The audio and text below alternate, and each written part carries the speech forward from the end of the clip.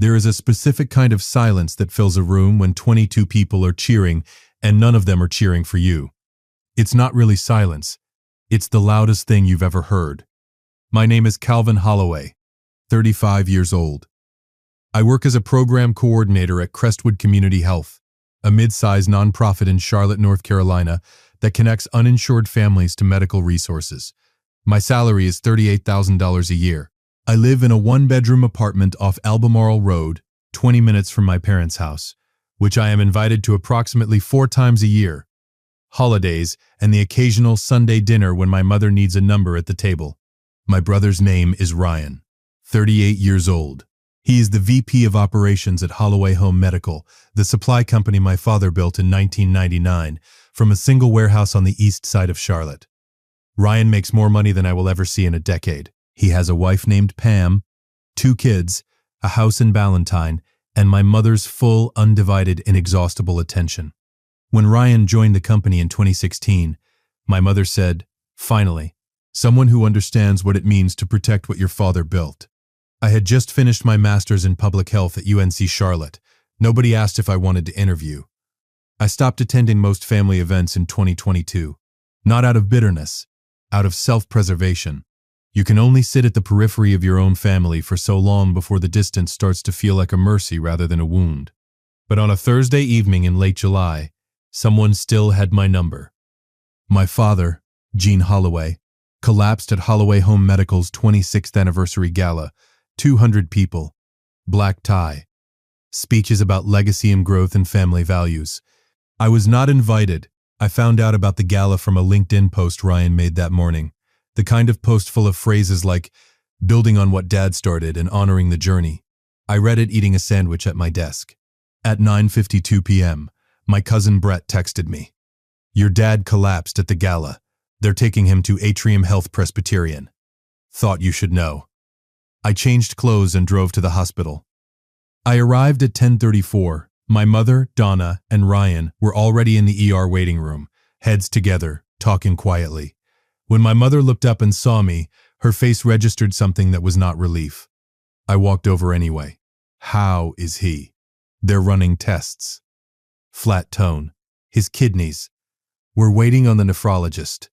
Ryan barely looked up from his phone. I sat 3 chairs away.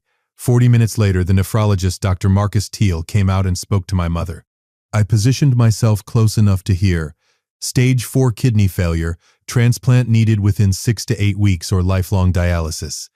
Living donor ideal if a family match could be found." My mother glanced at Ryan. "We'll do whatever it takes." I noticed. She said we. I noticed I was not included in it. Just after midnight, they let us see him briefly, 2 at a time. My mother and Ryan went in together. I waited in the hallway. When they came out, my mother said, without looking at me, "You can go in if you want. Don't tire him out." I pushed open the door. My father was hooked to monitors, IV lines, a nasal cannula. His skin was the color of old concrete. When he saw me standing in the doorway, his eyes filled. "Calvin." His voice was thin. "I thought you might not come." I pulled a chair to his bedside. "Of course I came, Dad. Your mother said—" He stopped. Started again. "She said you don't really stay involved with family things anymore." There it was. All those years of distance, and she'd found a way to use them. She hadn't told him I was excluded. She'd told him I had chosen to leave. "I'm here," I said. "I'm not going anywhere." He squeezed my hand. His grip was weaker than I remembered. "They say I need a kidney. I don't want to ask you boys to." "I'll get tested tomorrow," I said. "First thing." "You don't have to." "I know," I said. "I want to." As I left the room, I passed my mother and Ryan in the corridor. I heard my mother say, quietly to Ryan, "He'll probably test and then back out. You know how he is." I kept walking. My hands were in my pockets. I did not let them see what my face was doing. The next morning, I called the transplant coordinator at Atrium Health Presbyterian. "My name is Calvin Holloway. My father, Gene Holloway, was admitted last night with kidney failure. I want to be tested as a living donor. At 2, I'll be there." I didn't tell my mother. I didn't tell Ryan. I went alone, answered every question honestly, gave blood, and went back to work. On July 29th, 6 days later, I got the call in my car in a parking garage on East Trade Street. Mr. Holloway, you're a compatible match, blood type O positive, tissue compatibility 96%. Your kidney function is excellent. You're an ideal candidate for living donation. I sat in that car for a long time, not celebrating, just sitting with it. Ideal candidate. 2 words that meant I was about to do something irreversible for a man who had let my mother erase me for 35 years. I called my father directly. Dad, I got the results. I'm a match. I want to donate. A long silence. Then his voice cracked. Calvin, you don't have to do this. I know. I want to. Another silence. Your mother's going to have opinions. Let her. 2 days later, my mother called a family meeting at the house in Dilworth. My father, my mother, Ryan, and me, around the kitchen table where we'd had 1,000 meals and I had felt invisible at most of them. My mother opened with, "We need to discuss Kenneth's genes transplant options." "I'm a compatible donor," I said. 96% match. I'm willing to donate. The room went very quiet. My mother stared at me. "You tested without telling anyone?" I wanted to be sure before I said anything. Ryan leaned back in his chair. "I was going to get tested this week." He hadn't scheduled anything. I knew because I'd talked to the coordinator. No other family members had called. My mother turned to my father. "Gene, do you want Calvin to do this?" My father looked at the table, then at me. "If he's willing and he's the best match, I don't want to wait for a cadaver. The national list is 2 years minimum. We could find another donor, a family friend, a colleague, someone who isn't." "Someone who isn't what?" I asked. She looked at me. "Someone who hasn't always struggled with follow-through." I drove home without another word. But my father called me that night. "Calvin, if you're sure, then let's do it. I trust you." 3 days later, Ryan called me. "Hey, listen, since you're doing the donation, I want to contribute. I'm thinking a fundraiser, kidney disease awareness, company sponsors, local news coverage maybe, turn this into something positive." I felt something shift in my chest that I didn't like. Will the fundraiser mention that I'm donating? Of course, it's a family story. But the way he said family story already told me whose name was going to be at the center of it. A week later, I Googled Ryan Holloway fundraiser. I found the event listing within 30 seconds. Ryan Holloway Kidney Health Initiative, supporting the Holloway family. My name appeared nowhere. I didn't know it yet, but that fundraiser was the first move in something much bigger than a charity gala, and my father's napkin was coming. The surgery was on September 15th, Atrium Health Presbyterian, 7 a.m. I checked in alone. I had told my father the date. I had not told my mother or Ryan, not because I was being dramatic, but because I did not want to spend the last hour before they put me under watching my mother manage the optics of my sacrifice. My father was admitted the same morning for the recipient procedure. 2 operating rooms, 2 surgical teams, 1 kidney traveling through a brief cold journey from my body to his. The surgery took 4 hours on my end. I woke up in recovery at 1:47 p.m. with a 6-inch incision on my left side, a catheter, an IV, and the kind of pain that makes you understand immediately and permanently why people say organ donation is not a minor thing. My father came through on the other side. Kidney function restored to 68% within 48 hours. Dr. Teal called it a textbook outcome. Nobody from my family visited me in the hospital the first day. My father was in his own recovery room. My mother was with him. Ryan sent a text at 6:30 p.m. Heard it went well. Get some rest. My neighbor, a woman named Carol, brought me a change of clothes and drove me home on day 3. Carol is 61 years old and grows tomatoes on her balcony. She is a better family member than most of my actual family. Recovery took 9 weeks. I took unpaid leave from Crestwood. I spent those weeks in my apartment, moving slowly, sleeping badly, watching my bank account decrease in ways I could do the math on but couldn't stop. Medical bills, the portions insurance didn't cover, came to just over $10,000. Ryan's fundraiser raised $47,000. None of it came to me.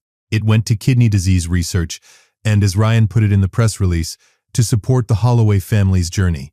The Holloway family's journey, as if I had been a passenger. The recovery dinner was on November 23rd. My mother's idea. Celebrate Jean's recovery. Bring the extended family together. Give thanks. The house in Dilworth. The big dining room. The good china, the kind of evening that looks from the outside like a warm and functional family being exactly that. 22 relatives. Aunts, uncles, cousins. My father's 2 surviving siblings. Long table, candles, a catered spread from a restaurant on Providence Road my mother liked. I sat near the far end, between my cousin Brett and an aunt I hadn't spoken to in 3 years. My incision was 9 weeks old. Still tender in the cold. Still occasionally waking me up at night. Still mine in the way that something you can't take back is always yours. My father sat at the head of the table. He looked better than he had in years. Color in his face, steadier in his movements. A version of himself that the kidney failure had been slowly erasing. Seeing him like that was the thing I held on to. That part was real. That part was worth it. My mother stood up at 7:45 with a glass of wine, and the table went quiet. I want to say something, she said, about the person who made all of this possible. Here it comes, I thought. To Ryan. She turned toward him, beaming. My incredible son. The one who saw what his father needed and stepped up. Who organized a fundraiser that brought this whole community together. Who showed what it means to protect this family. 22 people lifted their glasses. 22 people cheered. I sat at the far end of the table with a 9-week-old scar on my side, and an empty bank account, and a body that would spend the rest of its life functioning on 1 kidney. And not one person looked at me. Ryan smiled and nodded, and said something about family. Pam squeezed his arm. I put my fork down. I looked at my plate. I breathed through my nose, slow and even, the way you breathe when you are making a decision about what kind of person you are going to be in the next 30 seconds. I was about to stand up. I felt a hand close around my wrist. My father, beside me, not at the head of the table. He had moved at some point during the toast, quietly, without anyone noticing. His eyes were wet, not the polite, social kind of wet, the real kind, the kind that comes from somewhere a man doesn't usually let you see. He reached into the breast pocket of his jacket and slid a folded napkin across the table toward me. I looked at him. He nodded once. I unfolded it. We received a report from the transplant team. The hospital social worker flagged the family dynamic before the surgery. It's in your medical file. I've had Drew Peterson, my attorney, reviewing the company's ownership structure since August. You are the only one of my children who never asked me for anything. That ends now. Don't stand up tonight.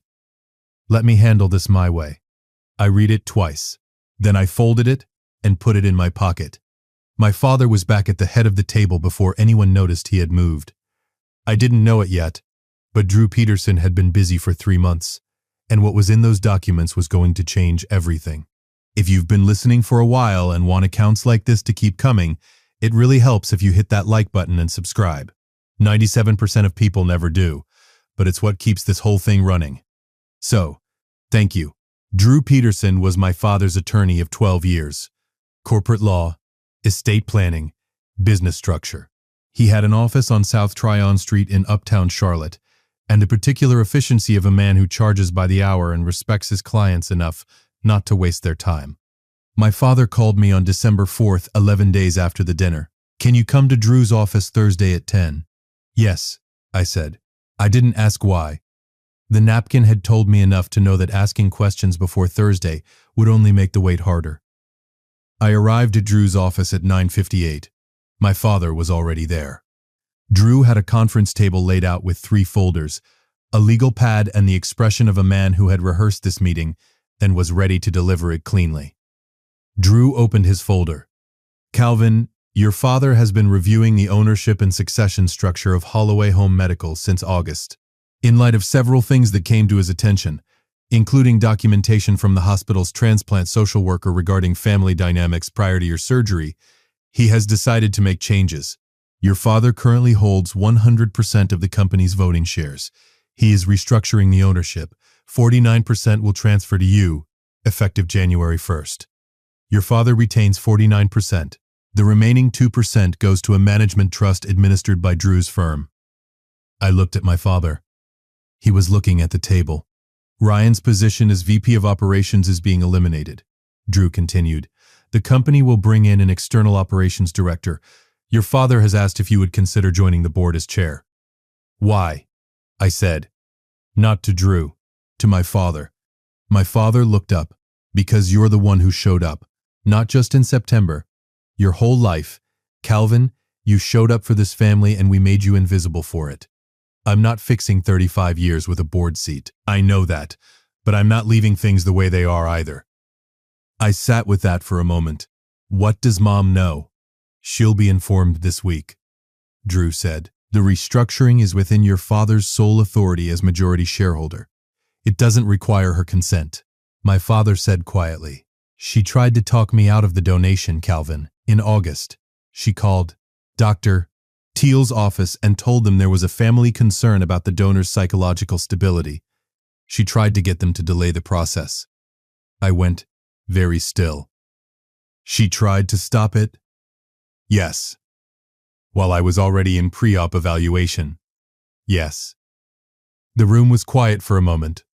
Outside, South Tryon Street did what it always did, moved, indifferent, to another Charlotte morning. The hospital social worker flagged it. Drew said, the report was added to your donor file. It noted that the donor appeared psychologically sound, but that a family member had attempted to influence the medical team inappropriately. Amy, the social worker who had paused when she asked if I felt seen by my family. She had been watching. She had been paying attention.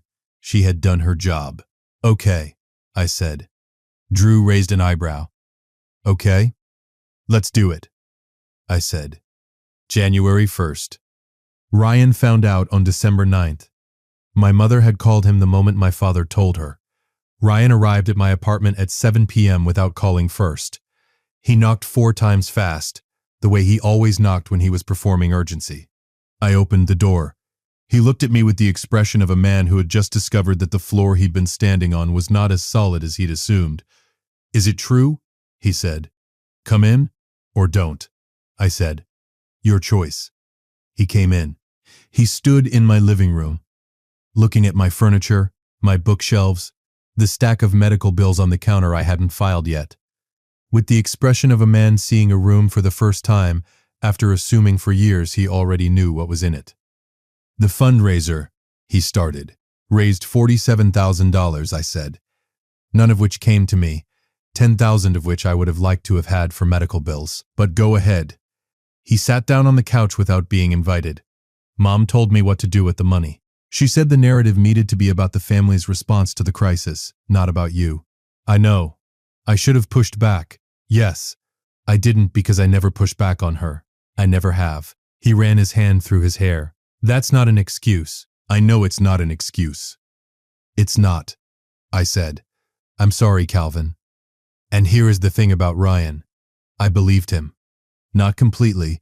Not in a way that erased 9 weeks of recovery on my own and a toast I will hear in my head for the rest of my life. But genuinely, Ryan had spent his whole life being the one my mother pointed at and said, this one. That had its own costs I had never thought to account for. You're still losing the VP position, I said. That's not mine to undo. I know. A pause. What are you going to do with the board seat? Build something, I said, starting with making sure the company takes care of people like me. He looked at me for a moment. Then he stood up. You were always the one who should have been there, he said. I knew that. I just didn't say it. No, I said. You didn't. He left. I closed the door. I leaned against it for a moment. Then I went back to what I was doing. On January 15th, the restructuring was finalized. Holloway Home Medical brought in Sandra Briggs as External Operations Director. 51, former director at McKesson's Southeast Division, 23 years in medical supply. The board approved her unanimously. My father retained his shares. I took my 49% and the board chair position with a salary of $92,000 a year. I kept my job at Crestwood Community Health. 20 hours a week. I wasn't giving that up. The first thing I proposed to the board was the Living Donor Support Fund. Holloway Home Medical would contribute $50,000 annually to help living donors cover medical costs not addressed by insurance. The board approved it in the same meeting. The first recipient was a man named Trevor, 29 years old. He had donated a kidney to his uncle and lost his job during the 8-week recovery because his employer wouldn't hold his position. I handed him a check for $6,000 in the conference room on South Tryon Street. He looked at the check, then at me. "You did this?"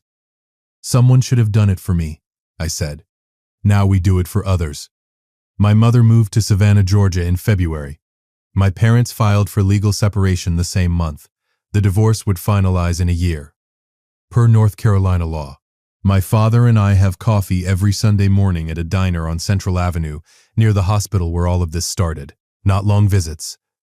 An hour, maybe. Enough. One Sunday in March he said, "I should have said this 35 years ago. I'm proud of you." I looked at him over my coffee cup. "You should have said it 35 years ago." He nodded. "I know. I don't forgive you yet for all of it," I said. "But I'm trying to understand it. That's where I am. That's more than I deserve. Probably." I said, "But you chose right in the end. That counts for something." Here is what I know now that I did not know before September 15th. I know that being overlooked in a family does not mean being unimportant. It means the people doing the overlooking have decided that their comfort is more valuable than your visibility. That is a choice they make about themselves, not a fact about you. I know that the body keeps score. 6 inches of scar tissue on my left side, pink and raised, aching in cold weather. I don't hide it. I used to wear shirts that covered it. Now I don't bother. It is the most honest thing about me. I know that some people, Amy the social worker, Carol my neighbor, Drew the attorney, Trevor the man I wrote the check to, show up with more loyalty than the people who share your last name. Family is the people who act like it, not the people who simply are it by default. And I know this. When a man slides a napkin across a table in the middle of the worst night of your life and writes "that ends now," he is telling you, in the only language he has left, that he finally sees you. It took 35 years. It took a kidney. It took a family dinner where 22 people cheered for the wrong name. But he saw me.